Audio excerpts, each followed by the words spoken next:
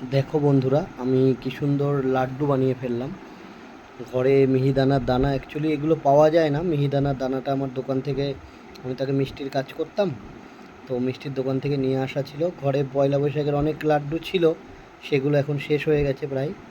তো মনে হলো দানাগুলো রয়েছে অনেক দিন ধরে, তো কি করি তা মিহিদানাই ভেবেছিলাম রসে দেব।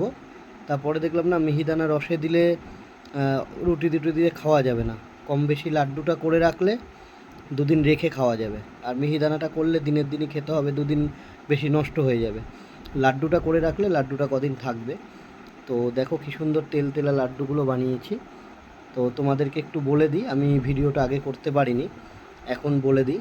প্রথমে তোমাদের দানা হিসাবে, মানে মিহিদানা যেটাকে বলে, সেই দানা যতটা হিসাব থাকবে, মানে দানাগুলো যে হিসাবে, ধরো 200 গ্রাম থাকলে তোমাকে হিসাব রাখতে হবে 200 গ্রাম চিনি লাগবে, 200 গ্রামের জল লাগবে, ঠিক আছে?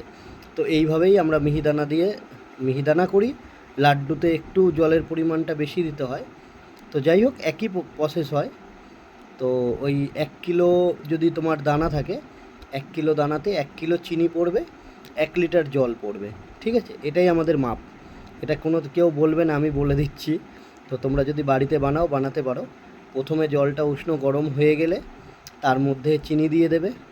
চিনিটা দেওয়ার পরে, চিনিটা গুলে যাওয়ার পরে মোটামুটি একটু দেখবে আঠালো ভাব হালকা হালকা এসেছে, তখন জিনিসটা তোমরা দানাগুলোকে, মিহিদানা যেটাকে বলে, দানাটা ওই জলের মধ্যে, মানে হালকা যে আঠা আঠা ভাব এসছে সেই জলের মধ্যে দিয়ে দেবে। একটু নাড়াচাড়া করে নিলেই দেখবে একটা দানা দানা বেঁধে এসছে, শুকনো শুকনো হয়ে গেছে। তখন ওটাকে তুলে নেবে, তুলে নিয়ে ঠান্ডা করে, হালকা হালকা ঠান্ডা হতে হতে গোল গোল করে হাতে একটু তেল মাখিয়ে নেবে। হাতে তেল মাখিয়ে নিলে কি হয়, হাতে আর এই আঠা ভাবটা থাকে, মানে লাগে না। এটা মিহিদানা তো ময়দার জিনিস, বেসনের জিনিস, তো এটাই হাতে হাতে আঠা হবেই। তো সেই কারণে তোমরা একটু হাতে তেল লাগিয়ে নেবে, ঠিক আছে? ঘি থাকলে ঘি দিতে পারো, তেল থাকলে সাদা তেল দিলে, সর্ষের তেল না কিন্তু, হ্যাঁ, সাদা তেল। সর্ষের তেলে না হলে একটা গন্ধ হবে।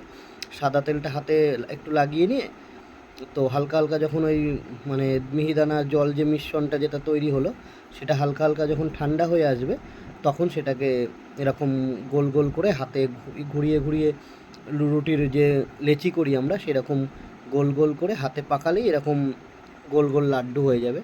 তো এইভাবে তোমরা করলে বাড়িতে অবশ্যই খুব সুন্দর লাড্ডু করতে পারবে। আমি বলে দিলাম প্রসেসটা, সবসময় মাপটা মনে রাখবে। তোমার যতটা মিহি দানা থাকবে সেই হিসাবে জল, সেই পরিমাণে চিনি লাগবে। তো এইভাবে তোমরা বাড়িতে লাড্ডু বানিয়ে দেখতে পারো, আশা করি খুব ভালো লাগবে। সবাইকে শুভ সন্ধ্যা, সবাই খুব ভালো থেকো, সুস্থ থেকো।